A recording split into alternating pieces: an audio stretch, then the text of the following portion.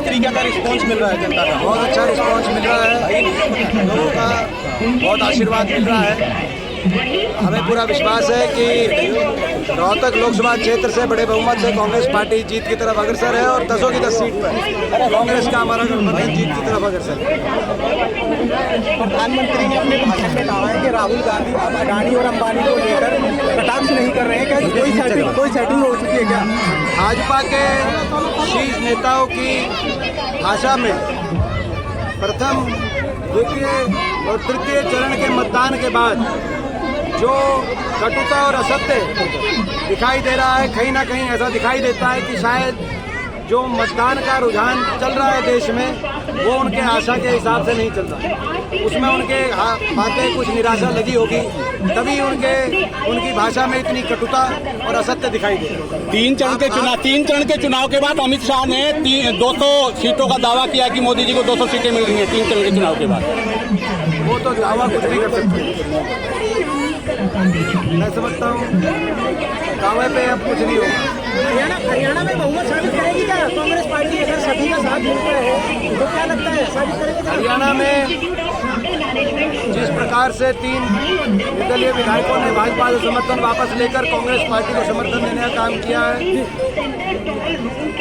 मौजूदा भाजपा सरकार हरियाणा की अल्पमत में आ गई। आपको याद होगा इन्होंने 48 विधायकों की लेटर गवर्नर को दी थी, उनमें ये 3 विधायक भी थे और 2 इनके विधायकों ने इस्तीफा दे दिया है, रणजीत चौटाला और मनोहर लाल जी, क्योंकि वो चुनाव लड़ रहे हैं।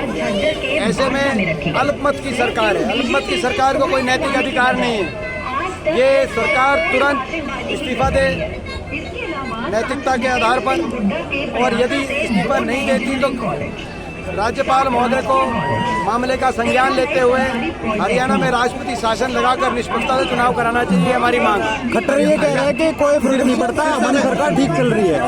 देखिए वो तो क्या कहेंगे क्या नहीं, उनमें से मैं समझता हूँ कि ये जो विधायक जब उनके पास थे तब तो ये नहीं कह रहे थे, वो जो भी कहे वो एक अलग बात है। सिरसा में दिग्विजय चौटाला का विरोध किसानों ने किया है और वो कह रहे हैं कि ये कांग्रेस के लोग हैं जो विरोध कर रहे हैं। उनकी पार्टी खत्म हो चुकी है, जनाधार समाप्त, ज़्यादा कुछ बचा नहीं है, जनाधार उनका बचा नहीं है।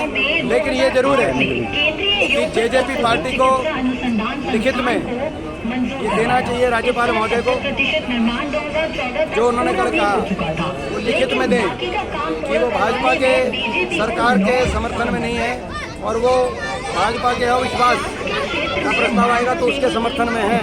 ये लिखित में अपने सारे विधायकों के दस्तखत कराकर राज्यपाल महोदय को देना चाहिए, नहीं तो इन पर कौन विश्वास करेगा। इन्होंने तो ये तो विश्वासघाती पार्टी के नाम से ये प्रख्यात हो गए पूरे देश में, हर बात पे लेकर इन्होंने लोगों का विश्वास रखा नहीं, तो इसीलिए अब ये जो कह रहे हैं इसको सिद्ध करने के लिए लिखित में दें, राज्यपाल महोदय को लिखित में दें कि हम अगर कांग्रेस अविश्वास प्रस्ताव ला रही है उसके पक्ष में है और सारे विधायकों के दस्तखत कराएं और राज्यपाल महोदय के पास अपनी चिट्ठी भेजें और सार्वजनिक करें मीडिया में। एमपी साहब, नायब सैनी जी का ये कहना है कि 3 विधायकों जो रास्ता चुनाव दलदल राजनीति की ओर जाता है। नायब सैनी जी का बयान आया कल।